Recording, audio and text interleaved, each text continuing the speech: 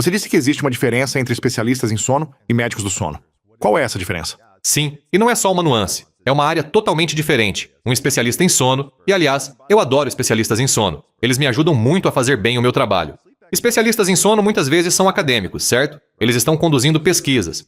Eles analisam as coisas. Mas quando você faz um estudo, ele acontece num ambiente muito controlado, certo? Aí, você chega a resultados interessantes, pode falar sobre eles e contar para as pessoas várias coisas interessantes. É isso que um especialista em sono faz. Ele meio que cria uma grande teoria com base em toda a pesquisa e tenta explicar um problema. Eu sou médico do sono. Eu cuido do sono das pessoas. Cuido da apneia, da narcolepsia, da insônia. Eu analiso essas coisas chamadas cronotipos, que eu sei que a gente já vai comentar. Mas eu testo todas essas ideias na vida real e depois adapto para que elas funcionem. Então, muitas vezes algo funciona no laboratório, mas pode simplesmente não funcionar no seu quarto. Sim, sim.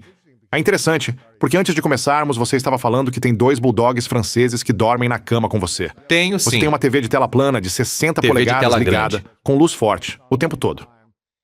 E na hora eu pensei, isso é tudo que os especialistas em sono dizem para não fazer. Certo. Eles dizem que o quarto tem que ficar a uns 10 graus, ou algo assim. Que uns 16, 18 graus é a temperatura perfeita. Cortinas blackout, espada de São Jorge.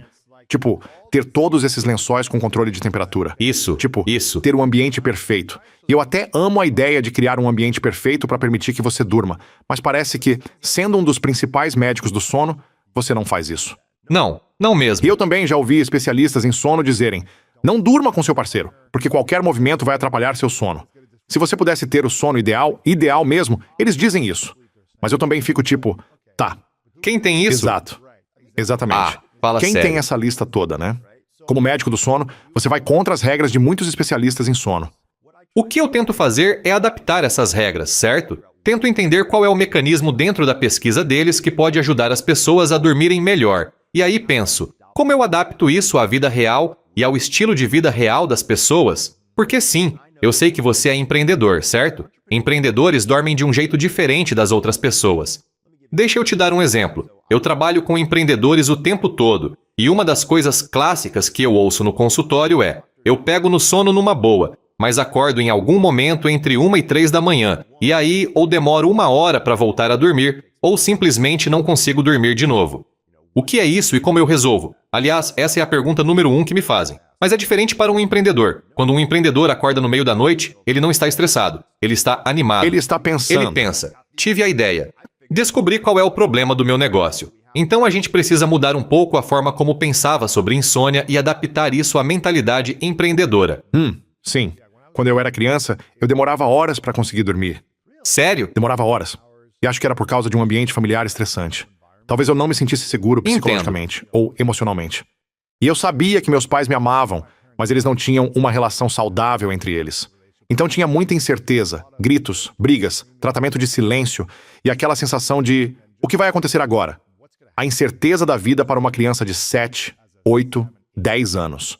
Sim. Eu diria que muitos problemas ligados ao sono têm base no medo, certo? Você talvez estivesse seguro fisicamente, mas emocionalmente Sim. as coisas não estavam necessariamente como você achava que deveriam estar, ou como você entendia que deveriam ser. Sim, sim. E esse medo pode ter um papel enorme. A maioria dos problemas de sono com que eu lido tem um componente de ansiedade. E quando penso em ansiedade, não é tipo: tenho medo disso, ou tenho fobia daquilo. É um nível de ativação. Meus batimentos estão acelerados. Tem coisa acontecendo. Algo não está funcionando aqui. E eu estou preocupado. Estou com medo. E isso é capaz de passar por cima de quase qualquer coisa. Sério? Sim. E vou te dar um exemplo. Se você fosse meu paciente, entrasse no consultório e, digamos, estivesse tomando 10 mg de Ambien, eu poderia dizer uma única frase olhando o seu prontuário e fazer esse Ambien parar de funcionar. Eu poderia simplesmente virar para você e dizer: você está com câncer. Pronto. Você não dorme naquela noite, certo? Isso passa por cima da farmácia, entende? A droga mais poderosa do mundo é o seu cérebro. E se você descobrir como usar isso a seu favor, aí a conversa muda. Então, eu não estou dizendo nada contra remédios. Tem muita gente por aí que usa medicação e, aliás, não tem nada de errado nisso. Existem certas situações em que uma intervenção farmacológica faz muito sentido. Se você é esquizofrênico paranoico, você toma seu Ambien, entende? Se você sofreu um acidente de carro e está com uma dor terrível, talvez precise de um remédio para dormir. O meu objetivo é tentar tirar as pessoas desses medicamentos quando eles não são necessários. Sim. Quase todo mundo conseguia dormir sem comprimidos quando era mais jovem. Então vamos ver se conseguimos descobrir como voltar a um pouco disso. E como psicólogo, então, o que muda na mente que faz as pessoas não conseguirem relaxar e desacelerar os pensamentos? Certo. O que é? Um evento traumático? A repetição de uma incerteza em torno dos acontecimentos? Ficar pensando no passado o tempo todo? Se preocupando com o futuro? O que fica martelando na mente e faz a gente não conseguir dormir? Tudo isso, certo? Você literalmente tocou em quase todos os pontos. São eventos traumáticos, sim, mas também pode ser algo tão simples quanto as preocupações do dia a dia. Certo? Porque é o seguinte, eu já ouvi isso muitas vezes. Muita gente acorda no meio da noite e entra naquela mente acelerada, certo? Agora, não sei se preciso dar uma definição formal de mente de macaco, mas acho que todos nós sabemos mais ou menos o que é isso. Você está preocupado com seus filhos? Com seu trabalho? Comprou as coisas certas no mercado? Sabe? O que foi aquele barulho Qualquer mais tarde na preocupação. casa? Certo? Existe exato. uma lista enorme de coisas que podem surgir. Isso causa um nível do que chamamos de ativação fisiológica. O que ela faz é ligar o chamado sistema nervoso simpático. Então você tem O sistema nervoso autônomo se divide em duas partes, simpático e parasimpático. Esse é o modo luta ou fuga, que é o simpático, e o descanso e digestão é o parasimpático. O ideal, pelo menos antes de dormir e durante o sono, seria você estar no parasimpático. Mas quando você acorda no meio da noite, tem uma coisa meio maluca. Você já acordou no meio da noite por um bom motivo? Alguém já entrou correndo no seu quarto dizendo feliz aniversário? Eu já tive umas noites assim, não sei se era alegria. Mas não é muito Acredite comum, ou não, não é o normal. o nosso cérebro foi feito para, quando acordamos no meio da noite, ir direto para o negativo. E isso pode ser um problema, porque você começa a pensar em várias coisas. Às vezes as pessoas ligam à TV, e eu tenho que ser sincero. Hoje em dia, quando você liga à TV, é tragédia para todo lado. Tem crise geopolítica, crise financeira, coisa emocional. Quer dizer, tem muita coisa influenciando a gente o tempo todo. O que eu tento explicar para as pessoas é: você precisa de pista para pousar o avião, certo? Você precisa de um tempo antes de dormir em que todas essas coisas não estejam acontecendo, para eu conseguir baixar seus batimentos. E aqui vem a parte maluca. Se todo mundo tirar uma única informação deste podcast, é essa. Você quer uma frequência cardíaca em torno de 60 ou menos para entrar num estado de inconsciência, certo? Se seus batimentos estiverem acima disso, vai ser difícil levar você até lá. Não me entenda mal. Existem pessoas com pressão alta que talvez nunca cheguem abaixo de 60 batimentos. Mas estou falando de baixar a frequência cardíaca de forma bem significativa, para permitir que o corpo comece a relaxar, então, deixar o processo do sono assumir. E se a sua mente está constantemente remoendo coisas estressantes Exatamente. ou assistindo coisas estressantes, vai ser difícil trazer isso de volta para baixo. Isso mesmo. Então, eu uso vários tipos de técnica com as pessoas, até quando elas acordam no meio da noite. Porque, como eu disse, essa é literalmente a pergunta número 1 que me fazem. O que eu faço quando acordo no meio da noite, entre 1 e 3 da manhã, e não consigo voltar a dormir? O que você faz? Você quer que eu explique? Perfeito. Então, eu tenho uma rotina inteira e falo dela para as pessoas o tempo todo. Primeiro de tudo, não vá fazer xixi. Sim, você ouviu aqui. Não vá. E se você tiver que fazer xixi? Se você realmente precisar fazer xixi, por favor, vá fazer xixi, tá? Sim. Mas é o seguinte, as pessoas acordam e dizem para si mesmas: já estou acordado.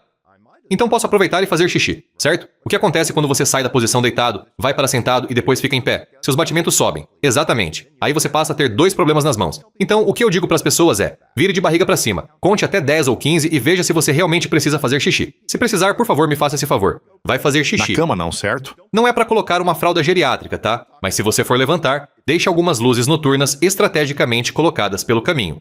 Porque se você acende as luzes, acabou de dizer ao seu cérebro que já é de manhã. E isso não funciona muito bem. Segundo passo, não olhe para o relógio, certo? É isso que as pessoas fazem. Aí você começa a remoer ainda mais. Você imediatamente começa a fazer conta mental, droga. certo? Já perdi esse sono. Preciso dormir mais tantas horas. Tenho aquilo Aquele amanhã. abraço. Já era, Pronto, certo? você se ferrou. Você começa a acelerar e agora está irritado. Sim. Certo? Você fica: meu Deus, são 3 horas, preciso levantar às 6. Dorme. Tipo, isso não... Em toda a história da humanidade, ninguém jamais se obrigou a dormir sem anestesia, tá? Sim. Então simplesmente não funciona assim. Então, se você conseguir evitar o relógio, o que eu digo para as pessoas é: deixe o celular carregando do outro lado do quarto. Você ainda vai ouvir se for uma emergência, porque todo mundo sempre me diz: e se meus filhos ligarem? Ou, eu uso como despertador. Ótimo, deixa do outro lado do quarto. Mas o que a maioria faz quando acorda? Pega o celular e vai pro banheiro. Sim. E sabe o que fazem lá? Conferem rede social. Ficam olhando as notificações. Quem precisa disso às 3 da manhã? Ninguém. Então, se puder evitar, não vá fazer xixi. Se precisar fazer xixi, lembra, por favor, vá. Evite o relógio. Agora você está deitado ali se perguntando: bom, o que eu devo fazer? Quero voltar um pouco e explicar para todo mundo por que isso acontece, porque, aliás, é biologia, tá? E é aqui que fica muito, muito interessante. A temperatura central do seu corpo sobe, sobe, sobe, até por volta de 22 horas e 30 minutos. E o sono acompanha essa temperatura central. Ela chega a um pico e depois cai. Essa queda é um sinal para o cérebro liberar melatonina. A melatonina é meio que a chave que liga o motor do sono. Não é a única coisa de que você precisa, mas se você não tem melatonina, não vai conseguir pegar no sono. Ok. A temperatura central do seu corpo continua caindo, caindo, caindo. Em algum momento, se o seu corpo não aquecer de novo, você entra em hipotermia e morre. Adivinha que horas isso acontece? Entre 1 e 3 Sério? da manhã. Todo ser humano na Terra acorda entre 1 e 3 da manhã. Mas olha o que acontece. A pessoa arrota, solta um pum, vira de lado e volta a dormir. Estou falando do que acontece quando isso não rola. O que acontece quando você não volta a dormir imediatamente? Tem uma técnica que eu peço para todos os meus pacientes fazerem, e eles adoram. Chama respiração 478. É uma técnica desenvolvida pelo Dr. Andrew Weil, naturalista formado em Harvard. Acredite ou não, ela é usada no exército para ajudar nossos atiradores de elite a dispararem entre um batimento cardíaco e outro. Porque sabe, se o seu coração estiver batendo rápido demais, isso pode até mudar a trajetória da bala. Só um pequeno tremor. Exatamente, certo? Então é assim. E aliás, é exatamente o que parece. Você inspira devagar pelo nariz contando até 4, segura contando até 7 e solta o ar devagar contando até 8. Você precisa fazer isso umas 20 vezes. E esses ciclos vão baixar seus batimentos para menos de 60, que é meio que o nosso número mágico. Agora vou ser sincero com você. Quando eu tento fazer isso, e aliás, isso já aconteceu comigo, eu não sou imune a ter problemas de sono de vez em quando. Sou humano, certo? Eu perco a conta, aí fico ansioso. Meus batimentos sobem e pronto. Estraguei tudo. Então, o que eu faço é pedir para as Certo. pessoas fecharem as mãos de leve, como punhos suaves. E quando fazem 1, 4, 7, 8, elas esticam um dedo. 2, 3, 4, 5. Quando chegam a 10, recolhem os dedos de novo. A maioria das pessoas nem chega a voltar. Porque você também vai ficando mais pesado, né? Exatamente. E você faz isso com as mãos ao lado do corpo, certo? Então agora você está fazendo algo nas extremidades enquanto respira. E aqui está o pulo do gato. Você precisa visualizar o número na sua cabeça. Porque você não consegue contar e pensar em outra coisa ao mesmo tempo. É impossível. Então você imagina o 4, depois o 3, depois o 2, depois o 1, depois o 7 até o fim, e então o 8 enquanto solta o ar. E só para deixar claro, não é uma inspiração forte, é bem suave, bem leve. É simplesmente inspirar e expirar. Além disso, eu não conseguia segurar a respiração por 7 segundos e soltar por 8 quando comecei. Então adaptei um pouco. Fiz 4, 5, 6 por umas 2 semanas. Depois 4, 6, 7. Então 4, 7, 8. Sim, então é uma estratégia de respiração, que eu acho muito importante. Agora, outra coisa. E se isso não funcionar? E se você passar por 20 ciclos e ainda não tiver dormido? Tem algumas coisas diferentes para considerar. Uma delas é que hoje já existem dados sobre algo chamado descanso profundo sem sono, também conhecido como Yoga Nidra, certo? Fique deitado, relaxe. Isso de fato é restaurador. Então, mesmo que você não durma, mas fique ali tranquilo, você ainda está fazendo algo bom pelo seu corpo. E como a gente estava falando antes, você vai tentar se manter positivo. Muita gente entra nesse estado mental negativo. Se você percebe que está deitado ali pensando, isso é uma droga, e sente seus batimentos subindo, esse é o momento de levantar da cama. Tenha um lugar específico na casa, certo? Um canto onde tem um livro, uma luz, e você possa só relaxar, ficar tranquilo. E quando começar a sentir sono de novo, aí você volta para a cama. E a maioria das pessoas acha que tem um problema de sono porque não dorme 8 horas? Sim. Bom, então 8 horas ainda é o ideal para o ser humano médio? De jeito nenhum. Ok. Não, absolutamente não. Algumas pessoas deveriam dormir menos ou mais dependendo da personalidade. Dependendo do trabalho, se são atletas ou... Sim. Isso tem muito a ver com genética e com a fase física da vida em que a pessoa está, certo? Quando você é mais jovem, consegue ficar com 6 horas e meia, 7 horas. E quando falo mais jovem agora, estou falando tipo início dos 20 anos, coisas assim. Quando você é bem mais novo, precisa dormir o máximo que puder, porque seu corpo ainda está se desenvolvendo. Quero dizer, você é atleta. Você entende isso. Quando você jogava, você descansava, cara. Você precisa de cochilos, precisa dormir. Talvez de 10 horas Exatamente. ou algo assim. Certo. Então, nesses casos, talvez você precise dormir mais. Mas quando você chega na vida adulta, o que estamos aprendendo é que algo entre 7 e 9 horas parece ser a média geral. Mas vou ser sincero com você. Eu durmo cerca de 6 horas e meia. Tenho 58 anos. Durmo 6 horas e meia. Não tomei café hoje. Esse é o meu nível de energia todos os dias. Certo? Então o sono é flexível. É isso que eu quero muito que as pessoas entendam. Tem muita gente por aí dizendo: a única forma de eu otimizar meu desempenho é dormir 8 horas. Lembre-se, sono não é só quantidade, também é qualidade. Então a profundidade do sono importa. Você está passando pelas fases certas? Como isso está funcionando para você? E muita gente diz, tá, mas eu tenho um rastreador, tenho um anel, uma pulseira, um relógio, alguma coisa que monitora meu sono. O que você acha desses dispositivos que monitoram o sono? O que eu posso dizer é, nenhum deles é fantástico, tá? Eles não são precisos. Porque o problema é o seguinte, nós medimos a profundidade do sono pelas ondas cerebrais. É difícil captar ondas cerebrais pelo dedo, certo? Então você precisa usar uma medida indireta. Então você usa frequência cardíaca, pressão arterial, temperatura. E aí um algoritmo meio que chuta. Ok, o Lewis está com esses batimentos nesse horário da noite. Temos quase certeza de que ele está nessa profundidade de sono. O maior problema, para mim, com esses rastreadores, é que as pessoas ficam obcecadas com o número, e isso sequestra o dia delas. Eu perdi a conta de quantas pessoas chegam para mim e dizem, Dr. Breus, eu só tive 14 minutos de sono profundo ontem à noite. Eu vou morrer? Você provavelmente vai morrer, mas não vai ser por falta de sono profundo, certo? Porque quanto você teve na noite anterior? Aí dizem, 16 minutos. Eu digo, e na noite antes dessa? 18 minutos. Então eu digo, bom, então o rastreador está sendo consistentemente impreciso. Com isso eu consigo trabalhar, certo? O que estamos procurando é a variação, o desvio. Se você tem 14 minutos todas as noites, não existe universo em que você esteja dormindo só 14 minutos. Não funciona assim. Certo? Ele está sendo consistentemente impreciso. Mas se você tem 14 e, em uma noite, aparece 407, eu quero saber o que aconteceu naquela noite, certo? Olhe para a tendência no fim da semana.